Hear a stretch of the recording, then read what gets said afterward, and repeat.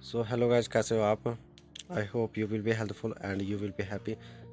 एक बार फिर से आप सभी लोगों का स्वागत है ब्राइट फ्यूचर चैनल पर। और आज की जो वीडियो है वो काफ़ी किफ़ायती और इम्पोर्टेंट होने वाली है, क्योंकि मैं केमिस्ट्री के बेस जो स्ट्रॉन्ग बनाती है केमिस्ट्री को, उसका एक मैं टॉपिक लाया हूँ जो 9th क्लास से 12th क्लास तक वेरी इंपॉर्टेंट है। क्योंकि बेस्ड यही है केमिस्ट्री का कि यानी कि काफ़ी किफ़ायती रोल जताता है ये टॉपिक केमिस्ट्री में। ठीक है, तो वीडियो पर बने रहने के लिए हमारे चैनल को कीजिए सब्सक्राइब। अगर आप नए हो तो उम्मीद की जाती है कि इस चैनल के मतलब इस वीडियो के बाद आप भी चैनल को सब्सक्राइब करेंगे और शेयर करेंगे। And don't forget press bell icon, ठीक है ना, for another notification about my channel. So आज का जो टॉपिक होने वाला, जिसकी मैं काफ़ी काबिल तारीफ़ कर रहा था, वो ये है। आज का जो टॉपिक है वो है रिएक्शन, ठीक है ना।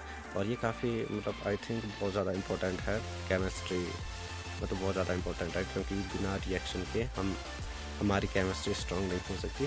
काफ़ी और भी टॉपिक रहते हैं, बट लेकिन ये भी काफ़ी इम्पोर्टेंट है क्योंकि ये बेस्ड है केमिस्ट्री का। अगर आप इसको छोड़ के चले जाते हैं तो शायद केमिस्ट्री आपके लिए बड़ी टफ बन जाती है, टफेस्ट सब्जेक्ट हो जाता है। बट लेकिन ये काफ़ी इंपॉर्टेंट है और मैं सजेस्ट नहीं करता कि ये ओनली साइंस वालों के लिए, क्योंकि ये 9th से 12th तक का मतलब पोर्शन है केमिस्ट्री का। तो यानी कि 9 10 तक तो मतलब आर्ट्स और साइंस तो सबकी कॉमन रहती है। बट लेकिन आई थिंक 10th के बाद सब्जेक्ट चेंज हो सकते हैं, बट लेकिन 10th तक तो काफ़ी इंपॉर्टेंट है। तो इसलिए कोई आर्ट्स वाला बच्चा हो या साइंस वाला बच्चा हो, तो दोनों के लिए काफ़ी किफ़ायती टॉपिक रहने वाला है ये। तो मैं ज़्यादा टाइम ना लेते हुए और डायरेक्ट चलता हूँ सीधे कि मतलब आखिर क्या रिएक्शन, इसमें क्या क्या टॉपिक देखेंगे आज हम। ये देखेंगे कि व्हाट इज़ दिस रिएक्शन, क्या होती है, और हाउ इज़ रिएक्ट, ये कैसे रिएक्ट करती है, और how many parts intels in this reaction, यानी कि इसमें कितने पार्ट्स इंटल्स होते हैं। तो सबसे पहले व्हाट इज़ दिस देख लेते हैं कि रिएक्शन आखिर क्या होती है। तो अकॉर्डिंग टू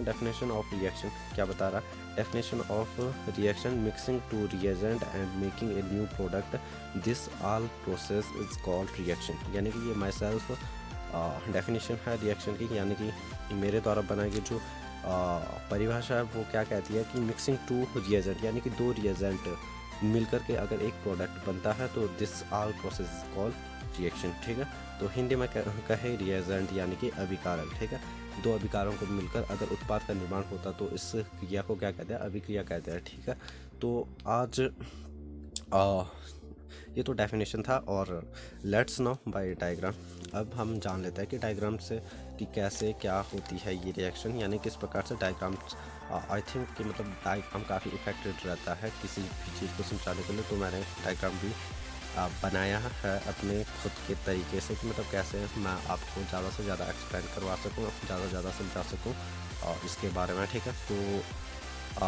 इसमें दे रखा है, यानी कि अकॉर्डिंग टू डायग्राम क्या दे रखा मैंने, यानी first reagent plus second reagent and जो ये एरो लगा रखा है ये मतलब डायरेक्ट करता है किसको, यानी कि जो बन रहा है प्रोडक्ट को। ठीक है, तो अकॉर्डिंग टू डेफिनेशन क्या बोल रहा था, डेफिनेशन के जो डेफिनेशन थी रिएक्शन की वो क्या कह रही थी, वो कह रही थी कि मतलब दो रिएजेंट मिलाने से, यानी कि हमने लिया first reagent and plus add किया सेकंड रिएजेंट। ठीक है, एक तो हमने फर्स्ट रिएजेंट लिया और एक सेकंड रिएजेंट, अगर इन दोनों को मिलाने से कोई प्रोडक्ट बनता है, यानी कि प्रोडक्ट जो बनेगा वो इन दोनों का कॉमन रहेगा, यानी कि फर्स्ट और सेकंड इन दोनों का कॉमन कह सकते हैं, यानी दोनों की प्रॉपर्टी रहेगी प्रोडक्ट में, तो दैट इज़ कॉल्ड रिएक्शन। ठीक है, और तो डायग्राम से भी हमने समझ लिया। और अगर आप हिंदी मीडियम वाले स्टूडेंट हैं तो आपको मैंने हिंदी में भी बता रखा है, यानी कि प्रथम अभिकारक प्लस द्वितीय अभिकारक, अगर प्रथम अभिकारक के साथ द्वितीय अभिकारक मिलाने से कोई उत्पाद बनता है तो इसको क्या कहते हैं, रिएक्शन। रिएक्शन यानी कि अभिक्रिया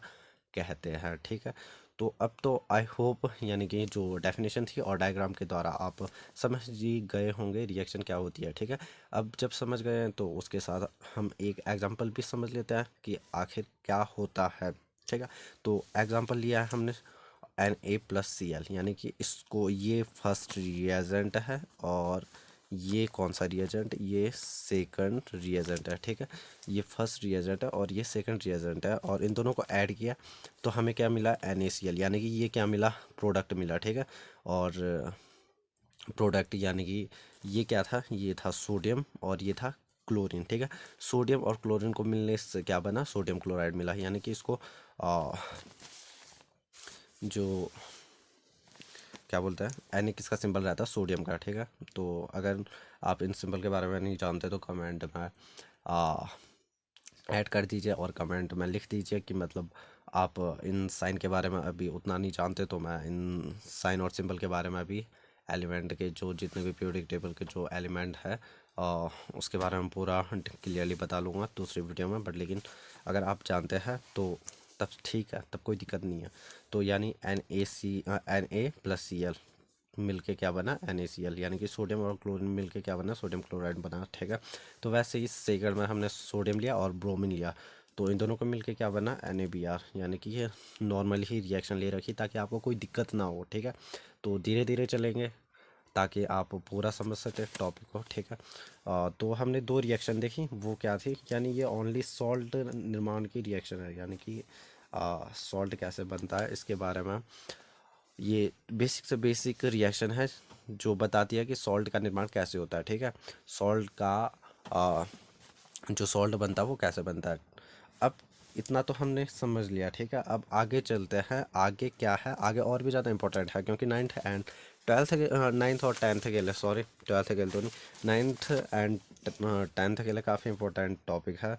तो आगे क्या है, लेट्स लुक फॉरवर्ड, यानी कि आगे देखते हैं, क्या देखते हैं कि टू बैलेंसिंग एनी रिएक्शन, अगर आपके पास कोई भी रिएक्शन दे रखी है तो उसको आप बैलेंस कैसे कर सकते हैं, क्योंकि कैसे बैलेंस कर सकते हैं कोई भी रिएक्शन अगर दे रखी है। तो ये आई थिंक टेंथ के लिए काफ़ी इंपॉर्टेंट टॉपिक और क्वेश्चन है, क्योंकि टेंथ के बोर्ड एग्ज़ाम में काफ़ी पूछा जाता है ये क्वेश्चन। तो यानी कि 4 to 5 मार्क्स का क्वेश्चन पूछे जाते हैं ये इसमें से। तो देख लीजिए कि कैसे मतलब बैलेंस कर सकते हैं हम किसी भी रिएक्शन को। हमारे पास कोई भी रिएक्शन दे रखी है, हमने सपोज लेट सपोज हमने लिया है Na+Cl, तो अब इसको हमें बैलेंस करना है, ठीक है। तो बैलेंस करने के लिए कुछ नहीं करना, बैलेंस यानी कि LHS और RHS इक्वल होना चाहिए। इक्वल क्या होना चाहिए, जितने आपने कम एलिमेंट लिए कितने बार लिया, उसका जो वो है, उसका जो रेशियो वो बराबर आना चाहिए। यानी रेशियो बोलो, जैसा आपने सोडियम यहाँ पे कितना ले रखा, एक ले रखा ना सोडियम, इसमें आपने कोई गिनती तो ढाली नहीं, यानी कि एक है उसको हमने दिखाया नहीं, तो कितना सोडियम कितना ले रखा है, एक बार ले रखा है, यानी वन टाइम ले रखा है। तो अगर आपके पास इधर भी वन टाइम है तब तो ठीक है, यानी कि सोडियम तो हमारा बैलेंस है। बट लेकिन दिक्कत कहाँ आ रही है, जो दिक्कत है वो यहाँ आ रही है, यानी कि Cl2, यहाँ पे हमने क्लोरीन जो लिया है वो टू टाइम्स ले रखा और इधर सिंगल टाइम है, ठीक है। तो अब हमें बैलेंस कैसे कर, how can I balance this reaction, तो देखिए और सीखिए कैसे हम बैलेंस कर सकते हैं इसको।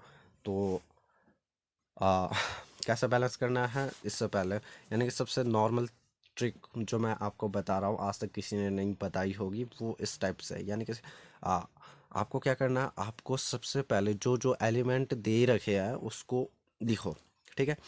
एक आप ले लो LHS पार्ट और एक ले लो RHS पार्ट, यहाँ पे लिख लो LHS, और इधर क्यों नहीं इक्वल करना है आपको, इसको लिख लो RHS, ठीक है। और यहाँ पे N सोडियम, और यहाँ पे क्लोरीन, और यहाँ पे भी सोडियम, और यहाँ पे भी क्लोरीन, ठीक है। और यहाँ पे सोडियम की संख्या कितनी है, सोडियम के जो वो है वो एक टाइम ले रखा तो यानी 1, और इसमें कितना ले रखा 2 टाइम, तो यानी कि 2। और इधर सोडियम कितना है, इधर है 1 टाइम, तो इसको 1 लिखिए। और Cl कितना ले रखा, और Cl यहाँ पे एक टाइम ले रखा तो यानी कि 1 टाइम आएगा, ठीक है। अब आपको क्या करना, बैलेंस करने के लिए आपका जो सोडियम है और सोडियम वो तो बैलेंस है, ठीक है। दिक्कत कहाँ आ रही है, दिक्कत आ रही है क्लोरीन में, क्लोरीन इधर LHS में तो 2 टाइम्स है और इस साइड सिंगल टाइम है। तो आपको इसको बैलेंस करने के लिए 2 का मल्टीप्लाई करो, सिंपल, जितने का मतलब दिक्कत हो रही है। तो यहाँ पे किया आपने 2 टाइम, ठीक है। 2 टाइम बैलेंस किया तो यानी कि 2 और 2 ये तो हो गया सही, ठीक है। अब दिक्कत कहाँ आ रही है, अब आपका ये तो सही हो गया और आपने Cl तो सही कर दिया, बैलेंस हो गया। बट लेकिन आपको जो Cl है वो हो गया, ठीक है, आपने 2 का मल्टीप्लाई कर दिया। जैसे Cl2 आपने RHS में लिया यानी कि 2 का मल्टीप्लाई किया तो ऊपर नॉर्मली 2 का मल्टीप्लाई हो गया, ठीक है। अब दिक्कत कहाँ आ रही है, अब आप देखो Cl तो हो गया, बैलेंस हो गया, Cl LHS में भी 2 है और RHS में भी 2 है। बट दिक्कत कहाँ है, अब सोडियम में दिक्कत आ गई है, यानी सोडियम में 1 टाइम था और यहाँ पे अब 2 टाइम हो गया। तो आपको कुछ नहीं करना, यहाँ पे जो 1 टाइम है उसको कितने से डिवाइडेड करना है, यहाँ पे ये कितना हो गया, 2 हो गया, और इसको मल्टीप्लाई करना है 2 से, ठीक है। तो यानी कि LHS में आपको 2 से गुना करना है, तो ये 2 से गुना कर दिया। और अब देखो सोडियम की कितनी संख्या है, 2, और इधर भी कितनी है, 2 है, और LHS में Cl की कितनी है, 2 है, और RHS में कितनी है, 2 है। तो ठीक है, इससे देख लो, आप एक बार चेक कर सकते हो, यू कैन चेक इट कि मतलब आपने बैलेंस किया भी है या नहीं। अब देख लो सोडियम यहाँ पे कितने 2 टाइम्स है, तो यहाँ पे भी कितना 2 टाइम्स है, और Cl2 कितना यहाँ पे 2 टाइम है, और यहाँ पे भी कितना 2 टाइम है। तो आपकी जो रिएक्शन है वो बैलेंस हो चुकी है। और आगे अगर आपको कुछ और वीडियो चाहिए तो कमेंट में बता सकते हैं, और आप मुझे पर्सनली भी पूछ सकते हैं, ठीक है। तो आज के टॉपिक के लिए इतना ही सफिशिएंट है।